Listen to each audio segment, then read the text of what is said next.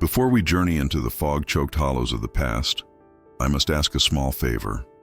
If you find yourself drawn to the shadows, if you crave the stories that dwell in the dark spaces of history, then please, do us the kindness of subscribing to this channel. Click that button. It lets us know you're out there, listening in the dark, and we do so enjoy the company. The year was 1933. The world outside the mountains was broke, hungry, and mad. But here, in the deep folds of the Appalachian Range, time didn't so much march forward as it did seep, like black water into a boot. This is where we find our man, Thomas Vance. Tom wasn't from here. You could tell by the way his city-bought suit hung on him, damp and useless against the persistent mountain drizzle. He stepped off the sputtering, coal-dusted bus into the ankle-deep mud of Briarwood, a town that was less a town and more a collection of gray clapboard boxes clinging to the side of a ravine. The air smelled of wet coal smoke, pine, and something metallic, like old pennies. He was a folklorist, sent down by the Works Progress Administration, one of Roosevelt's alphabet soup men. His official purpose was to collect songs, stories, and superstitions from the isolated mountain folk. He carried a leather satchel with a heavy reel-to-reel recorder that felt absurdly modern in this place. But Tom had a second, private purpose. He was looking for a ghost. His predecessor, a man named Elias Thorne, had been assigned to this same county 6 months prior. Thorne's reports had been regular, filled with ballad lyrics and local remedies. Then, 3 months ago, they stopped. The last thing the WPA received was a half-filled notebook. The final entry was a single frantic sentence. They are not singing to the sky. They are singing to the root. A week later, the local sheriff, a heavy, slow-moving man named Burlock, had wired back to Boston. Thorne's room at the boarding house was empty. His expensive recording equipment was still there. His wallet was on the dresser. Elias Thorne, the sheriff concluded, had simply walked off. "These mountains," he wrote, "can swallow a man who ain't careful." Tom didn't buy it. Men like Thorne, meticulous academic men, didn't just walk off. He slung his satchel over his shoulder, the mud sucking at his good shoes, and made his way to the only boarding house in town, a 2-story structure that leaned tiredly over the general store. A sign, its paint flaked to illegibility, hung by one hinge. He was here to find folk songs, yes. But he was really here to find out what song Elias Thorne had heard that was so powerful it had pulled him right out of the world. He pushed open the door, a small bell jangling, and stepped out of the rain into the smelling gloom of the Kincaid General Store. And in that moment, he felt it for the first time. The weight of the place. The feeling that the mountains weren't just around him. They were watching. The woman behind the counter didn't look up right away. She was counting ration stamps, her fingers thin and quick. Her name, he would learn, was Maggie Ann Kincaid. She was maybe 25 but looked 40, a common exhaustion etched around her eyes and mouth. "Reckon you're the new government man," she said, her voice flat, not a question. "Thomas Vance, I have a reservation, from the WPA." She nodded, slow, and pushed a large leather-bound register toward him. "Room 3, same as Mr. Thorne." She handed him a skeleton key, its teeth worn smooth. "It's paid for by your people for the month. Supper's at 6. Don't be late. We don't hold it." "Thank you, Miss Kincaid," Tom said, trying to inject some Boston charm into his voice. "I was hoping I could ask you a few questions about Mr. Thorne. I'm taking over his assignment." Maggie Ann's hands stilled on the counter. She finally looked up, and her eyes were the color of the gray sky outside, and just as cold. "Ain't much to tell." He was quiet, kept to his room mostly. Then he didn't. He just left. "People leave," she said, turning back to her stamps, a clear dismissal. "Some folks find these hills too quiet. Others find 'em too loud." Tom knew a brick wall when he saw one. He picked up his bag. "Room 3, you said?" "Up the stairs. To the left. Mind the 7th step. It's soft." The hallway upstairs was a tunnel of shadows, wallpaper peeling in damp strips. Room 3 was at the end. The key scraped in the lock, and the door opened with a long, drawn-out groan. The room was cold. It was a perfect, disturbing time capsule. Elias Thorne's wool coat was still slung over the back of the simple wooden chair. A tin of tobacco sat on the nightstand next to a King James Bible. The bed was neatly made, and in the corner, gleaming like an alien artifact, was Thorne's reel-to-reel recorder covered by a neat canvas dust cloth. Tom ran a finger over the machine. It was all here, everything but the man. He went to the window, which looked out not over the town but directly into the steep, wooded hillside that rose up like a wall just 10 feet from the building. The trees were thick, their branches black and tangled. He opened his own satchel and pulled out the single item his superiors had allowed him to take from Thorne's archived effects, the last notebook. He opened it. It was mostly transcriptions of old Scottish ballads, but the last few pages were different. They weren't lyrics.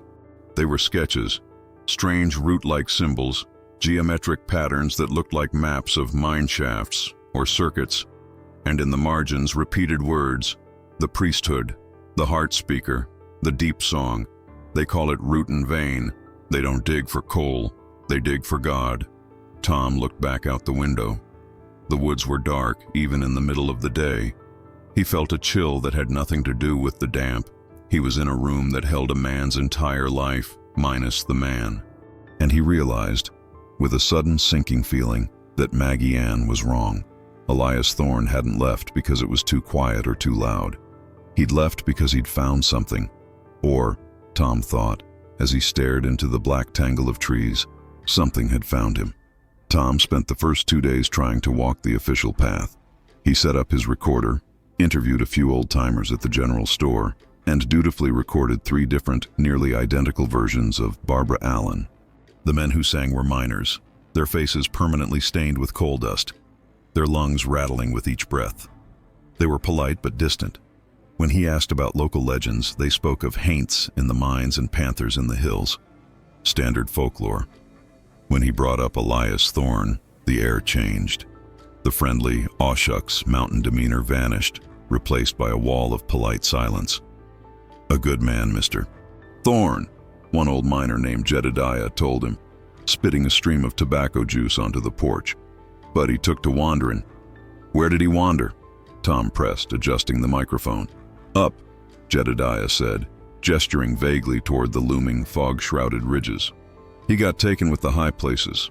Some men do. He was always asking about the other folk." "Other folk?" "The ones that don't come to town. The ones that keep to the hollows. The ones who don't hold with the company or the church." This was a lead. "And where would I find these other folk?" Jedediah just shook his head, a look of profound, pitying sadness on his face. "You don't find them, son. They find you, and you best pray they don't." Frustrated, Tom sought out the only other official in town, preacher Lyle Davies. Davies's Baptist church was a small, whitewashed building that seemed to be actively fighting the grime of the coal town. Davies was a thin, fiery man with eyes that burned with a zeal that Tom found unsettling. He was eager to talk, to have an educated man from outside to listen to his troubles. "You're here for the songs, Mr. Vance," Davies said, pacing his small, book-lined study. "But the devil has his own hymnal here, and his flock is large." "You mean the miners? The ones who don't come to service?" Davies laughed, a sharp, barking sound. "No, no. Those men are lost, yes, but they are lost to drink and despair.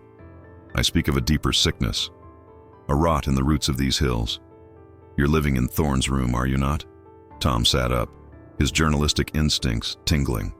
"I am." "That man," Davies hissed, leaning in, his voice dropping to a conspiratorial whisper, "was a fool. He came here seeking ballads, and he found a curse. He mistook blasphemy for folklore."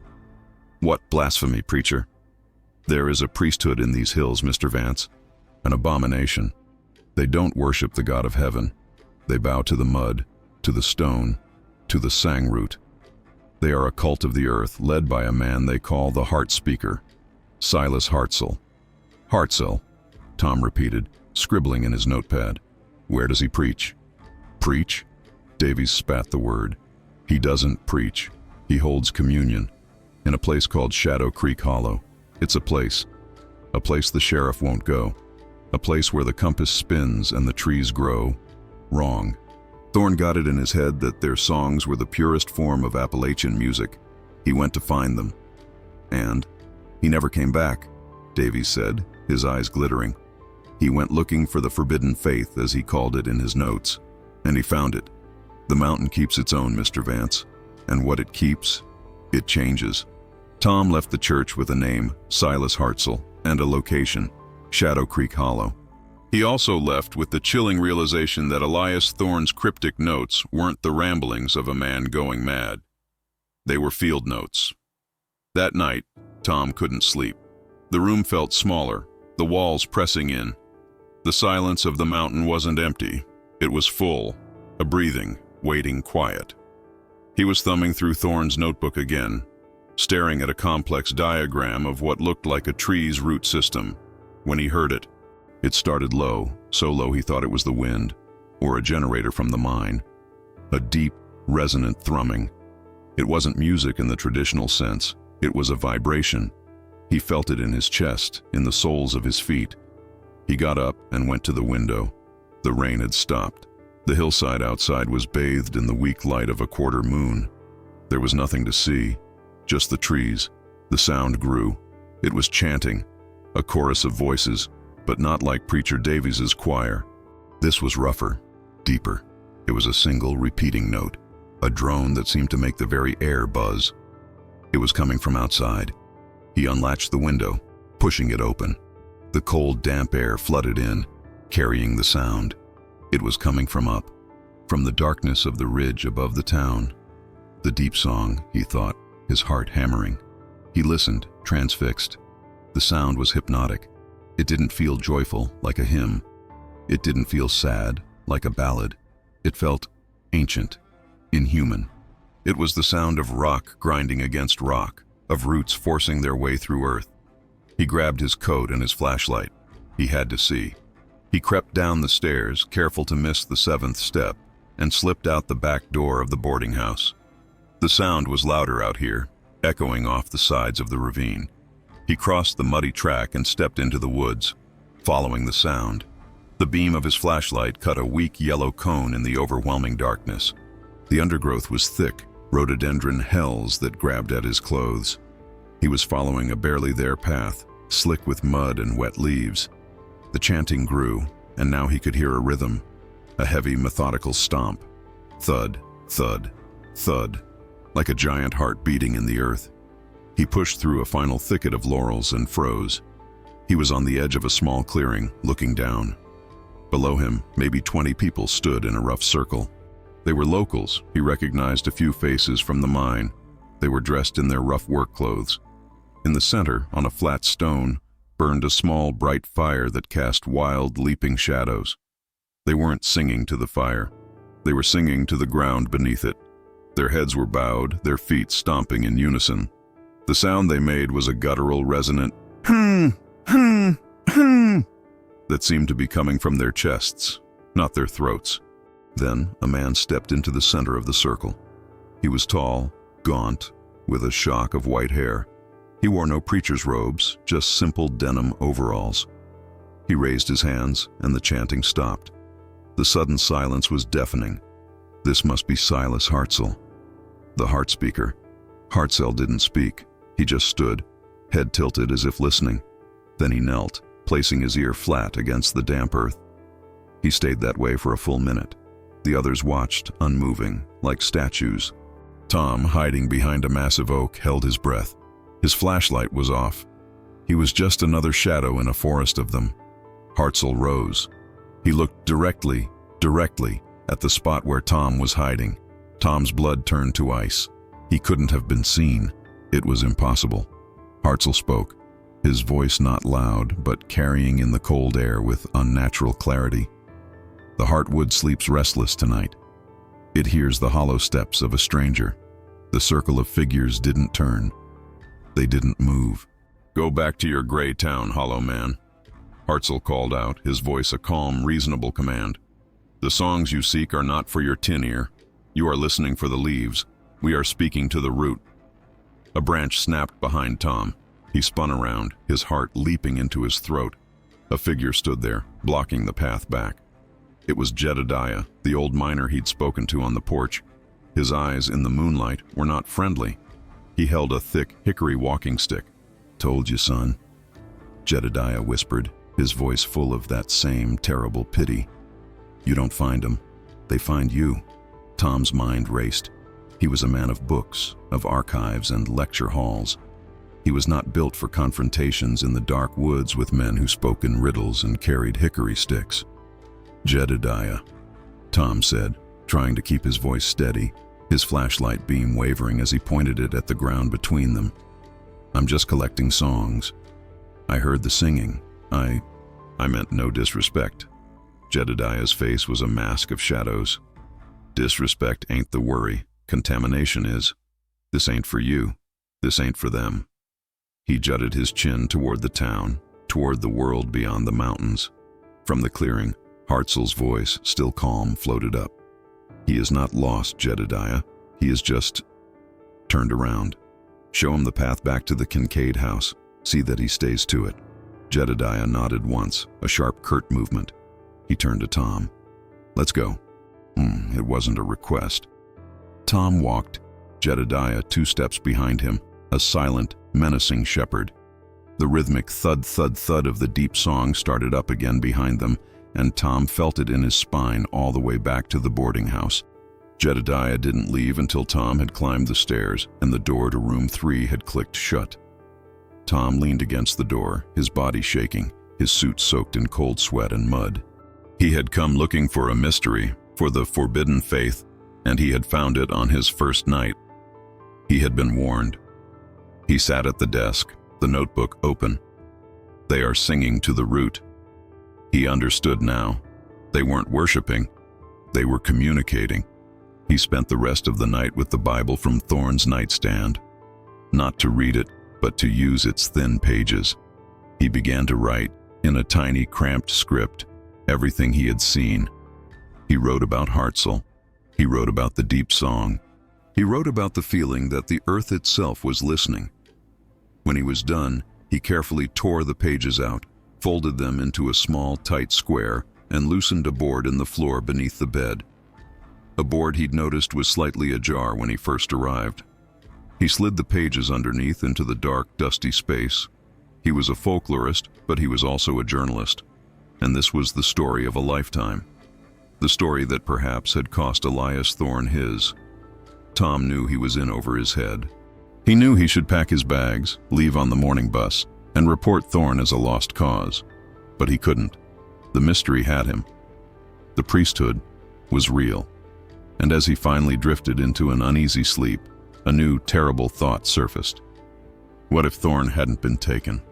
What if Hartzell's forbidden faith was real? What if, in a world of dust bowls and breadlines, a God you could touch, a God in the earth, was the only one worth singing to? Tom's encounter in the woods changed his approach.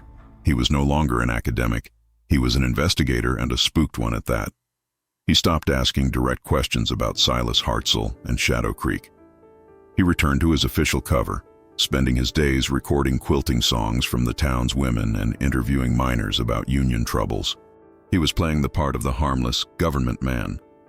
But he was watching, and he was listening. He focused his attention on Maggie Ann Kincaid. She was the center of the town's small, sad universe. She was also, he sensed, deeply conflicted. Her trouble had a name. Sammy. Sammy was her younger brother, a boy of about 8. He was small for his age, with a pale, translucent quality to his skin and eyes far too large for his face. He suffered from what the company doctor called consumption of the lungs, a catch-all for the respiratory ailments that plagued the coal camps. He spent his days in a small room behind the store, his breathing a constant wet rattle. Preacher Davies visited weekly, praying over the boy with a fervor that seemed to make Sammy shrink. The company doctor left chalky pills that did nothing. One evening, Tom was sitting on the porch pretending to read as Maggie Ann swept the steps. The sun was setting, painting the coal dust in the air a sickly, beautiful orange. He's not getting any better, is he?" Tom asked gently, nodding toward the house. Maggie Ann stopped sweeping. Her knuckles were white on the broom handle. "The Lord's ways are hard," she said, reciting the line Preacher Davies had given her. "And the company doctor?" She let out a sound, a short, bitter laugh. He's paid to keep the men digging, not to save the children. He gives him powder. It just makes him sleep. He's fading, Mr. Vance. I can feel him slipping away. A terrible, desperate idea was forming in Tom's mind. A way to get to Hartzell. A way to see the priesthood up close. But it was a cruel gamble. I've heard, Tom said, his voice low, that there are other healers in these hills. People who don't use company medicine. People who use the old ways. Maggie Ann's eyes snapped to his. The cold, hard mask was back. That's talk, Mr. Vance. That's just haint stories for children.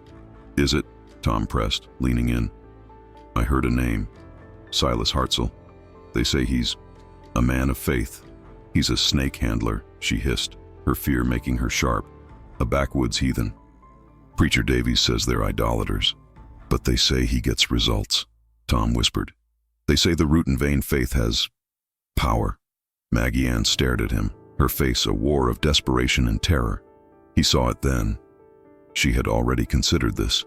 She was caught between the Baptist hell she knew and the pagan mystery in the woods. You don't know what you're talking about, she said, her voice breaking. She threw the broom down and fled inside, the screen door slamming behind her, leaving Tom alone on the porch as the last of the light died, swallowed by the mountain. He had planted a seed. He felt dirty. He felt like a user, pushing this desperate woman toward an unknown danger, all for his story. But he also felt a professional thrill. He was close. The mystery of the priesthood wasn't just about songs or a missing man anymore. It was about life and death. 3 days later, the rain returned. A cold, unending deluge that turned Briarwood into a river of mud. Sammy's cough worsened. Tom could hear it through the thin walls, a dry, racking sound that seemed to shake the whole house. Late that night, there was a knock on his door. Not a loud, firm knock, but a frantic, rabbit-like scratching. He opened it. Maggie Ann stood there, clutching a thin, ragged shawl around her. Her face was pale and slick with rain or tears. He couldn't tell. He's bad, Mr. Vance, she whispered, her voice raw. His breathing. It's shallow. He's cold. Did you get the doctor? He's up at the number 4 mine, a cave-in. He won't be back till morning. Morning will be too late. She looked at him, and in her eyes he saw her decision. The terror was still there, but the desperation had finally won. You mentioned that man, Hartzell. You know where he is? Tom's heart hammered. This was it. I know the place. Shadow Creek Hollow. I can't go alone, she pleaded. The folks, they'll turn me away. But you're the government man. They might listen to you. Or at least, they'll know you're a witness. A witness to what, Maggie? That I only did it. That I only went because I had no choice. That I didn't turn from God. He turned from me. She was grasping, trying to justify the heresy she was about to commit. Get Sammy bundled up, Tom said, his voice far calmer than he felt. He grabbed his hat, his flashlight, and the satchel. He wasn't sure what he'd record, but he was bringing the machine. I'll get the Kincaid's truck, if it'll start. The 28 Ford truck, the store's delivery vehicle, sputtered and coughed, but its engine finally caught. Tom drove, Maggie Ann beside him, clutching a small, still form wrapped in every blanket she owned. The road out of Briarwood was treacherous, but the track that led to Shadow Creek Hollow was barely a road at all. It was a scar on the mountainside, a tunnel of mud and low-hanging branches that slapped and clawed at the truck. After an hour of grinding in low gear, the truck could go no further. The track was washed out. We have to walk from here, Tom said. He can't walk, Maggie Ann cried, looking at the bundle in her lap. I'll carry him, Tom said. He took the boy from her. Sammy weighed nothing, a collection of tiny, bird-like bones. His breathing was a faint, whistling puff against Tom's neck. They walked. Maggie held the flashlight, its beam dancing in the rain, making the trees look like lurching, monstrous figures. The silence was broken only by their slogging footsteps and Maggie's half-sobbing prayers. They crossed a creaking rope and plank bridge over a roaring creek. And then they were there. Shadow Creek Hollow was different. It wasn't a town. It was a settlement, a handful of small, neat cabins built not from cut lumber, but from the natural stone and timber of the hollow itself. They looked as if they had grown there. There was no coal smoke. The air was clean, smelling of pine and damp earth. And it was quiet, not the watching quiet of Briarwood. This was a deep, peaceful, living quiet. As they stepped into the clearing, a figure emerged from the largest cabin. It was Silas Hartzell. He wasn't surprised. He carried no light, yet he walked as if it were broad daylight. "You are late, Miss Kincaid," Hartzell said, his voice that same unnervingly calm baritone. "The boy is almost gone." "Please," Maggie Ann wept, falling to her knees in the mud. "Please, Mr. Hartzell, they say you have a power." Hartzell looked not at her, but at Tom. His eyes, in the flashlight's glare, were the color of wet slate. "And you, Mr. Vance. You have brought your machine. Do you think to capture this? To put God on a spool of tape?" I'm here to help," Tom stammered. "No," Hartzell said, not unkindly. "You are here to watch. You are here for your story. And we are here to work." He looked down at Maggie. "The priesthood does not ask for gold. It does not ask for prayer. It asks for faith. Not in the sky, but in the stone. Do you have that faith?" "I don't know what I have," she cried. "I just have him." Hartzell nodded slowly. "It will have to be enough. Bring him." He turned and walked back into the cabin. As Tom, still carrying the child, stepped over the threshold, he felt a strange warmth. The cabin wasn't heated by a coal stove. It was heated by a large flat hearth in the center of the room, upon which smoldered not wood, but a pile of glowing gray-white rocks. They gave off a clean, intense heat and a faint herbal smell. The priesthood, Tom realized, wasn't just a faith, it was a technology. And he had just been invited inside. The cabin was one large room, and it was full of people. But it was not the chaotic scene of a revival. It was organized. Jedediah, the old miner, was there. Several other men and women from the deep song ritual were present. They sat on simple wooden benches, their hands folded, their faces calm. They were the priesthood. The air was thick with the smell of drying herbs, damp wool, and that strange, clean heat from the glowing stones. Hartzell motioned for Tom to place Sammy on a low table, covered in a simple, hand-woven blanket. The boy was a pale stain against the rich, dark colors. "He is closed, Silas," a woman said, stepping forward. She was older, her face a road map of wrinkles, her hair a long white braid. "His root is cold. He is not of the earth, Alara," Hartzell said. "He is choked on the dust of men. We must clear the path." Hartzell ignored Tom and Maggie, who huddled near the door, a watcher and a supplicant. He began to work. This was not the flailing of Preacher Davies. This was the methodical work of a physician. He and Alara spoke in low tones, a language that was only half English. The other half was filled with words Tom didn't recognize, words that sounded ancient, more Gaelic or Welsh than Appalachian. Alara produced a small stone bowl and a grinder. Into it she dropped dried leaves, a sliver of sang root, and a pinch of black, glittering dust Tom recognized. Coal. She began to grind them, chanting in a low monotone, a rhythm that matched the grinding of the stone. Hartzell, meanwhile, knelt by Sammy. He did not pray. He listened. He placed his hands on the boy's chest, his eyes closed. Tom, standing just feet away, could see the man's concentration. He was like a telegraph operator listening for a faint signal. "The air is poison," Hartzell murmured, to himself or to the room. Tom couldn't tell. "The lung vein is blocked." Alara brought the bowl. Hartzell dipped his finger in the dark, oily paste. He leaned over Sammy, and for a moment, Tom thought he was going to make him eat it.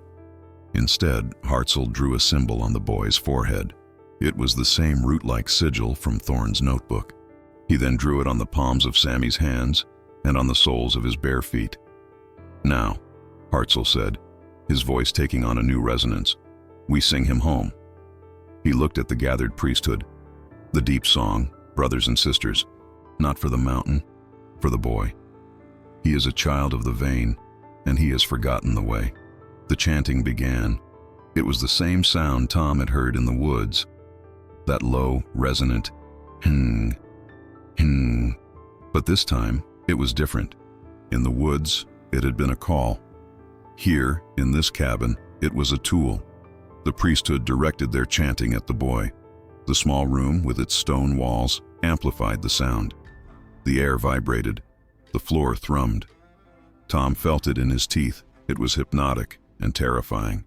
Sammy, who had been lying utterly still, began to twitch. His eyelids fluttered.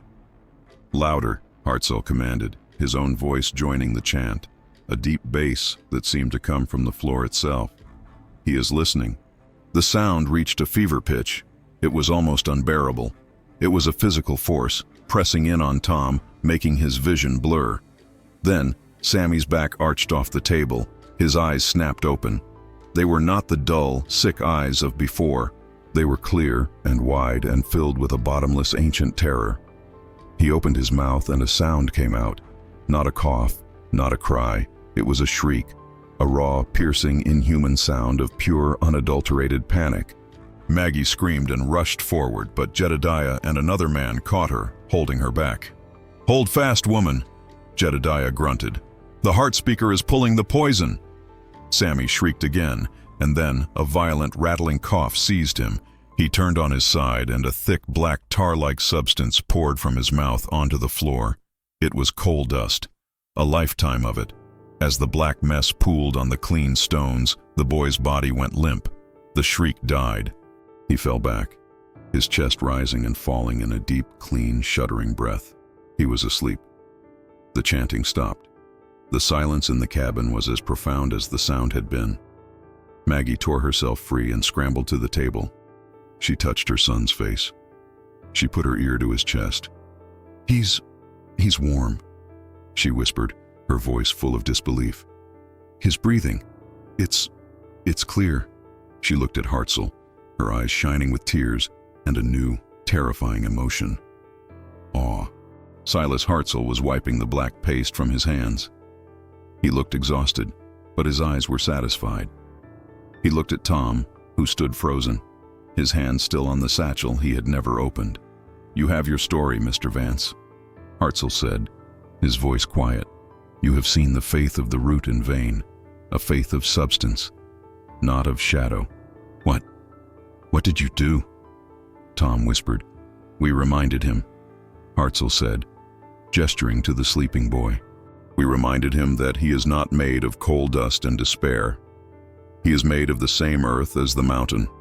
We simply cleared the path, and the earth," he smiled, a thin, cold smile, "always reclaims its own." They returned to Briarwood in the false light of dawn. The rain had stopped. Tom drove, his hands shaking on the wheel. Beside him, Maggie Ann held her sleeping, breathing son, her face a mask of exhausted, terrified gratitude. Tom helped her carry Sammy inside, back to his small room. The boy didn't wake. He was simply, profoundly asleep. Maggie laid him in his bed, and for the first time in months, his rest was silent, his chest rising and falling in a slow, easy rhythm. Maggie turned to Tom in the gray light of the kitchen. She poured 2 cups of black, chicory-laced coffee. "You won't tell," she said. It was not a question. It was a statement. "Tell who? Preacher Davies? The company?" "Anyone," she said, her eyes hard. "What you saw, what I did. I can't be that woman. The one who went to them." "Maggie, what happened back there?" Tom fumbled for words. "It wasn't, I've never seen anything like it. The boy, he's better. He's better," she agreed, her voice hollow. "But there's a price. There's always a price, Mr. Vance. That's one thing the company and the church agree on." "What did Hartzell ask for? Money?" "Worse," she whispered, staring into her cup. "He asked for loyalty. He said the boy's lung vein was clear, but his soul root was weak.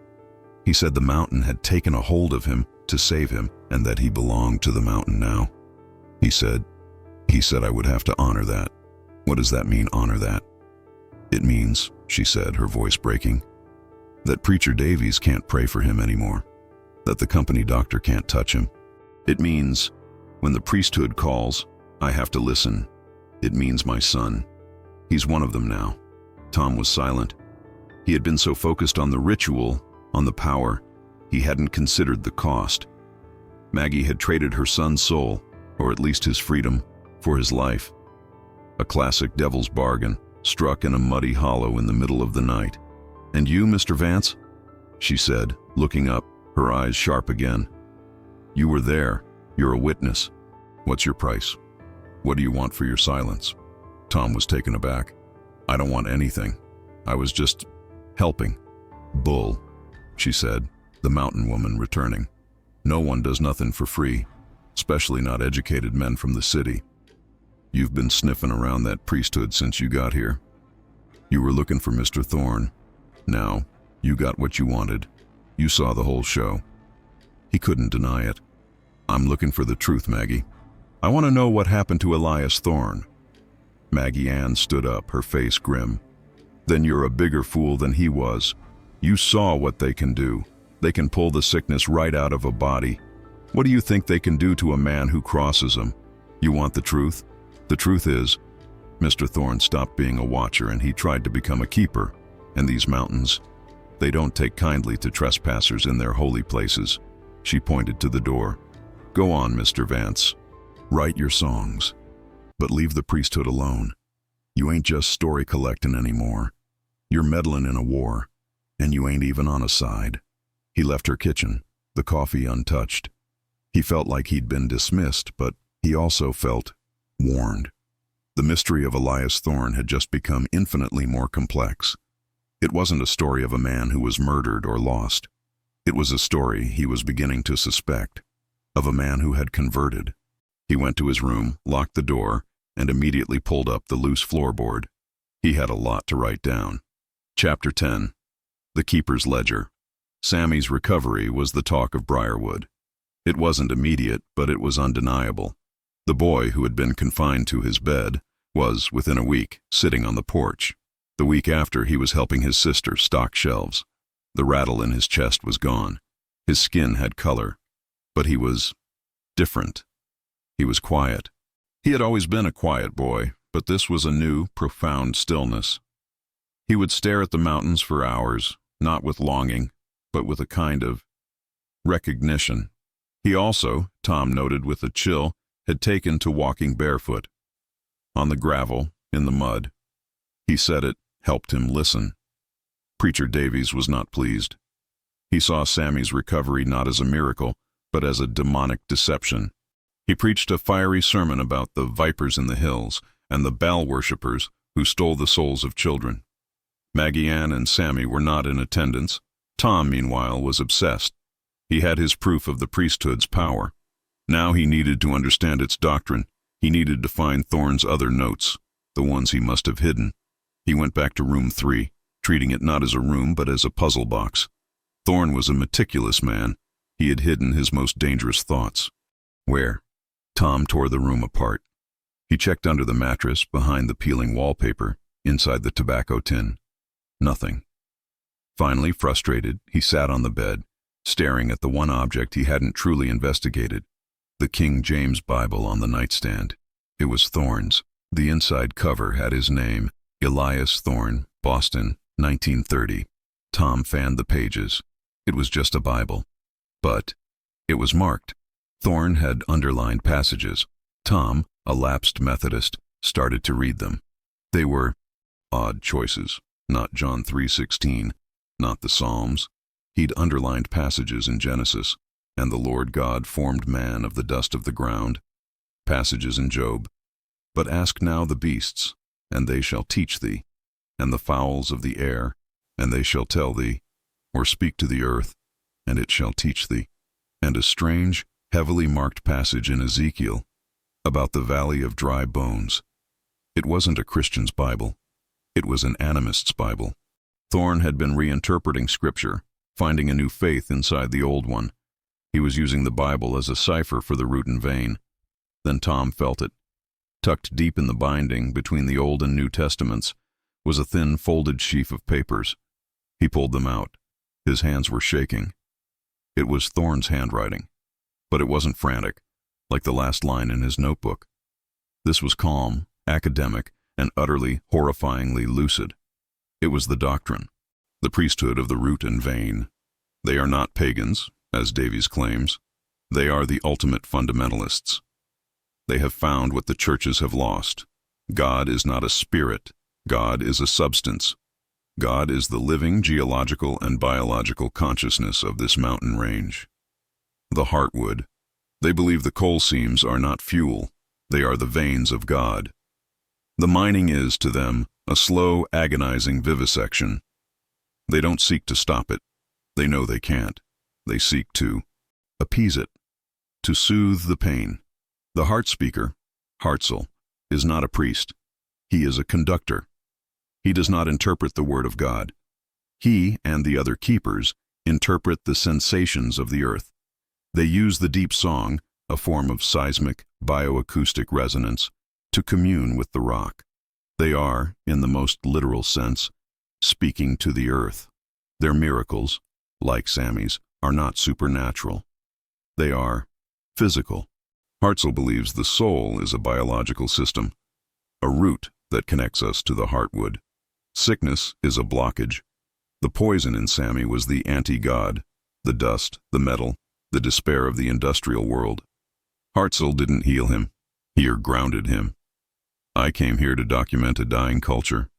I have found a living, breathing, and terrifyingly logical faith. They are not superstitious. They are a different kind of scientist. Hartzell has invited me to the deeper communion, a place called the Umbral Caravage, the heart of the mountain. I am not afraid.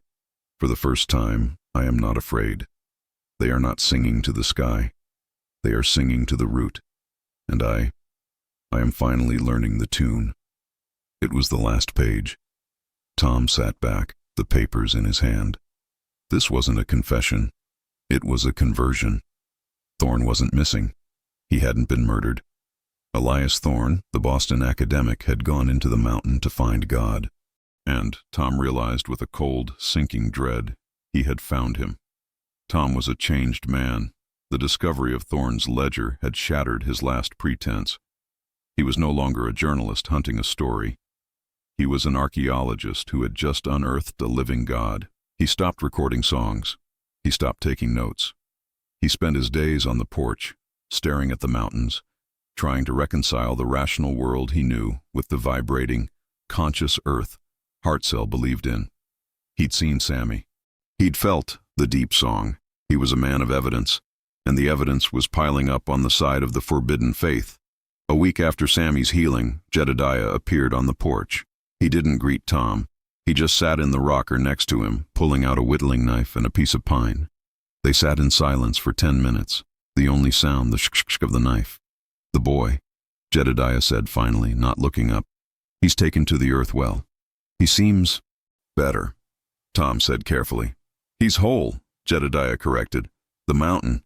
It's a hard master, but it's a fair one. It gives back what you give it." "And what does it ask for?" Tom asked, his voice low. Jedediah stopped whittling. He looked at Tom, his eyes clear and sharp. "Everything. Your fear, your pride, your book learning, all the hollow parts of you. It asks you to be full, like the stone, like the root." He paused, then tucked the knife and wood into his pocket. "Silas Hartzell, the heart speaker. He wants to see you." Tom's heart skipped. "See me? Why?" "You came here looking for a man, Mr. Vance. A man who got lost. Silas, he reckons it's time you found him." This was it. The invitation. The deeper communion. He says you've read the Book of Thorn," Jedediah said, his gaze fixed on Tom's face. "He says you're ready to hear the footnotes." Tom was stunned. How could he know that?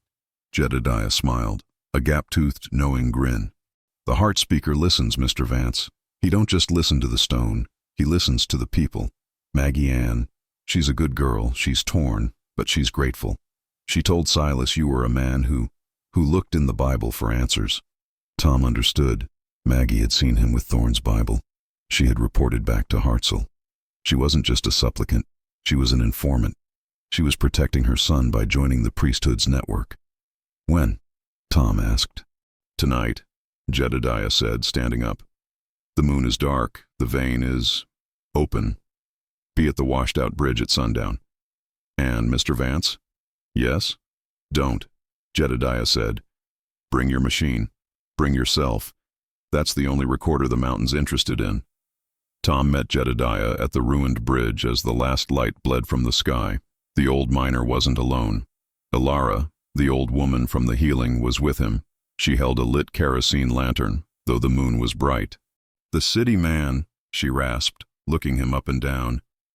He smells of paper and doubt. He's here, ain't he? Jedediah said. That's a start. This way, Mr. Vance. And keep your light down. The path is shy. They didn't go to Shadow Creek Hollow. They took a different path, one that climbed straight up the side of the ravine, a goat track Tom would never have found on his own. They walked for nearly an hour, in silence, climbing. Finally, they came to a place that Tom had only heard rumors about, the abandoned No. 2 mine. It was a black gaping maw in the side of the mountain, boarded up with heavy timbers. A sign, riddled with rot, read, "Danger, unstable, black damp, keep out." "The mine?" Tom said, his voice shaky. "We're going in there?" "This ain't no company mine, son," Jedediah said. He pushed on one of the timbers and it swung open like a door, revealing a dark, descending tunnel. "This is the Umbral Kirvash, the way down. This is the church." Ilara handed Tom a small lit oil lamp. "Hold this. Don't let it go out. The air is thin in the deep places, but it is clean." Tom stepped inside. The air was cool, not cold, and smelled of damp stone and ozone. Jedediah led, Tom followed, and Ilara came last, pulling the timbered door shut behind them. The thud of it closing echoed in the dark, and Tom felt a primal claustrophobic panic rise in his throat. He was trapped. "Breathe deep, city man," Ilara's voice came from behind him. "You're breathing the mountain's own air now."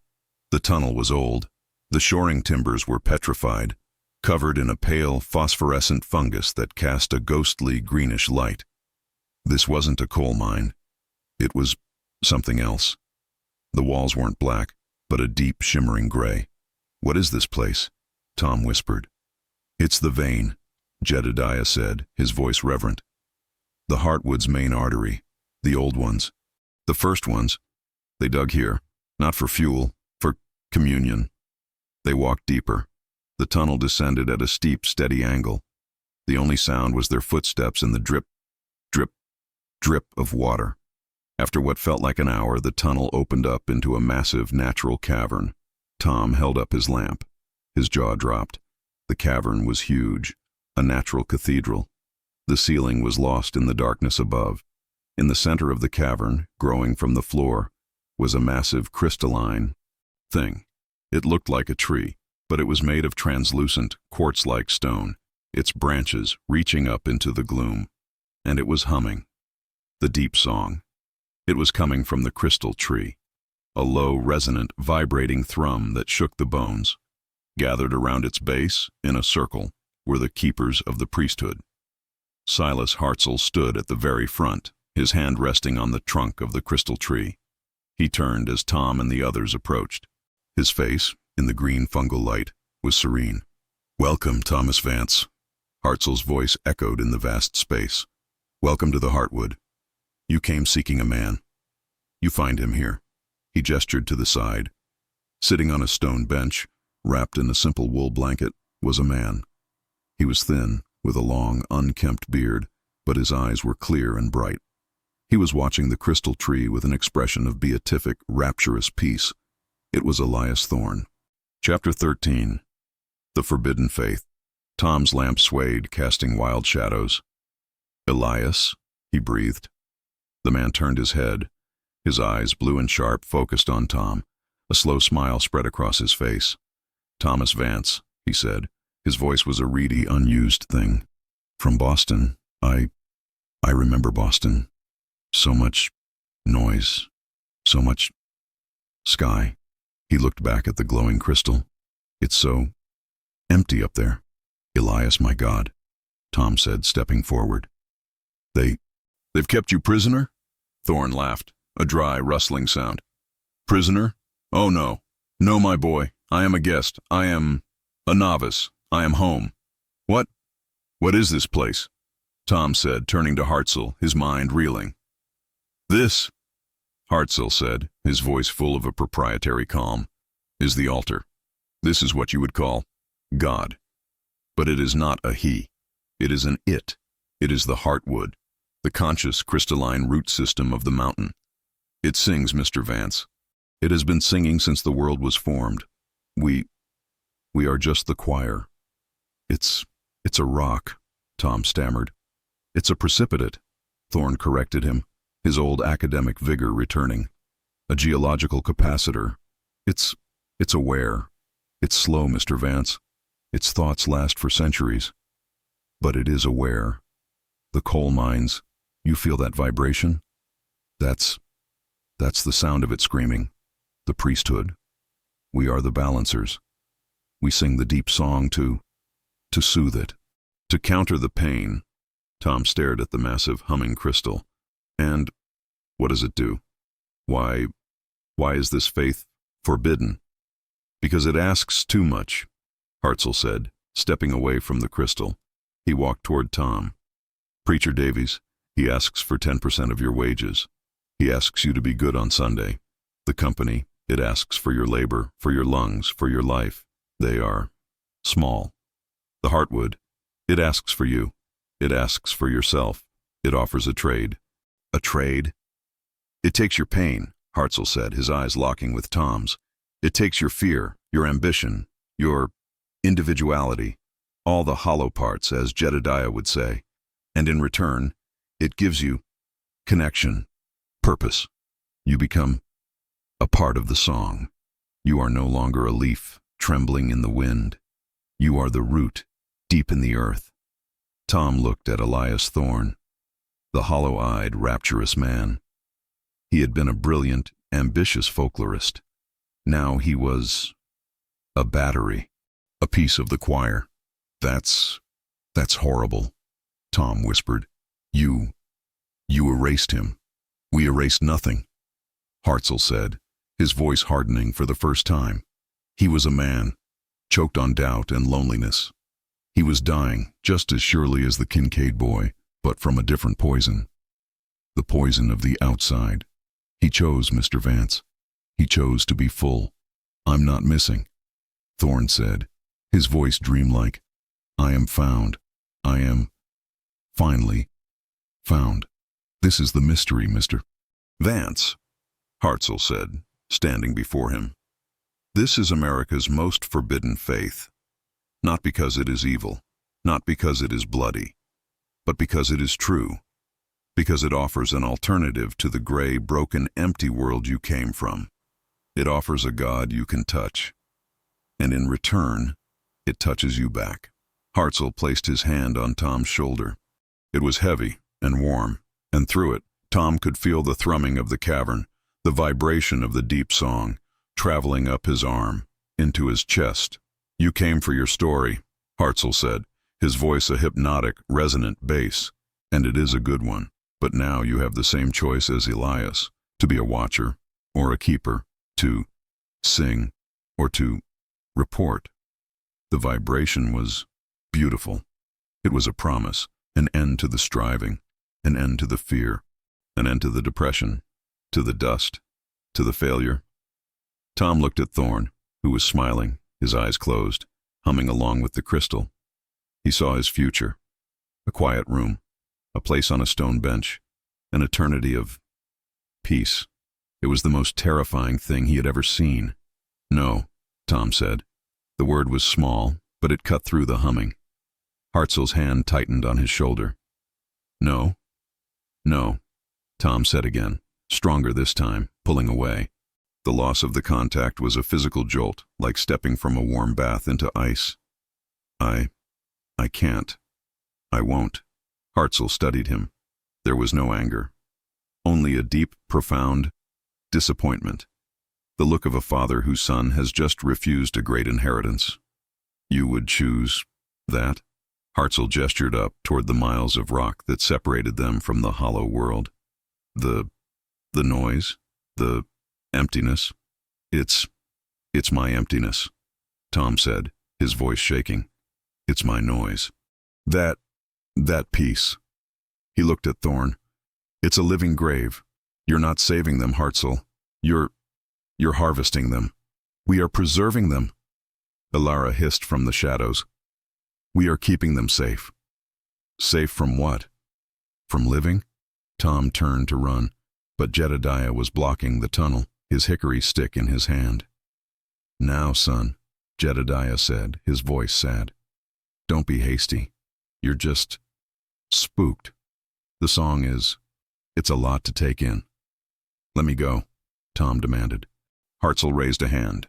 Jedediah, let him pass. The old miner looked stunned. Silas, he knows. He can't just leave. He can, Hartzell said, his voice heavy. And he will. He is immune. The poison of the outside is too strong in him. He cannot be grounded. He will not sing. Hartzell walked back to the crystal tree, placing his hand on it, as if to steady himself. He will leave Jedediah. He will go back to his gray town and his paper world, and he will tell them. Tom froze. This was the test. He will write his story. Hartzell continued, his back to Tom. And who will believe him? A mountain that sings? A god made of stone? A man who joins the earth? They will say he is mad. They will say he is a liar. They will destroy him, his hollow world. It does not like to be questioned. It eats its own, just as we do. He turned, his face a mask of pity. Go, Mr. Vance, go. You are a watcher. It is your curse. Go and watch. But know this, you have heard the deep song. You will never know silence again. Jedediah lowered the stick, his face a storm of confusion and anger. Tom didn't wait. He grabbed his lamp and scrambled up the tunnel, slipping and sliding in the dark, his heart pounding a frantic, terrified rhythm against his ribs. He ran, not from a threat, but from a promise. He ran from the warm, humming, all-consuming peace of the grave. He ran for his emptiness. He burst out of the mine shaft, tearing the timber door open, and fell gasping onto the wet leaves, sucking in the cold, night air. It felt thin, weak. He scrambled to his feet and ran, crashing through the woods, all the way back to Briarwood. He didn't stop until he was in room 3, the door locked, the bureau pushed against it. He sat on the bed, shaking, until the sun came up. He packed his bags, the reel-to-reel recorder, his clothes. He left Thorne's notebook. He left the Bible. He left it all. He went to the floorboard and retrieved his notes, the pages filled with his own story. He looked at them. A mountain that sings, a god made of stone. Hartzell was right. Tom walked to the cold potbelly stove in the corner. He opened the hatch, struck a match, and fed the pages, one by one, into the flame. He watched his story, the story of a lifetime, turn to black ash. He went downstairs. Maggie Ann was behind the counter, pouring coffee for a miner. She looked up as he placed his key on the counter. Her face was calm. She knew. "You're checking out, Mr. Vance?" she asked, her voice flat. "Yes, Miss Kincaid. The songs, I've collected all I can." Sammy was there, sweeping the floor. He was barefoot. He stopped and looked at Tom, his eyes, clear, intelligent, and inhumanly old, met Tom's. "You're too loud, Mr. Vance," the boy said, his voice a clear, high treble. You hurt the song." Maggie Ann's hand went to her mouth. Tom just nodded, his throat tight. "My apologies, son. I'll be on my way." The bus was just as he'd left it, sputtering and gray. He climbed on, the only passenger leaving. As the bus pulled away, he looked out the window. Preacher Davies was on the steps of his church, shouting at the empty street, a man raging against a faith he couldn't see. Miners were trudging toward the pits, their faces gray, already dead to the world. And Maggie Ann was on the porch, holding Sammy's hand. She was watching the mountains. And Tom knew, with a terrible sinking certainty, that she was listening. Tom Vance's official report stated that his assignment in Briarwood was complete. He concluded, after a thorough investigation, that Elias Thorne had likely fallen victim to the treacherous terrain, or had simply walked off, succumbing to the mental pressures of isolation. He recommended the WPA close the file. He returned to Boston. He never published a story about folklore again. He took a job as a shipping clerk, a quiet gray man in a quiet gray office. But for the rest of his life, he could not sleep, because on quiet nights, in the deepest part of the winter, when the city was muffled by snow, he could still hear it, faint and deep and far away.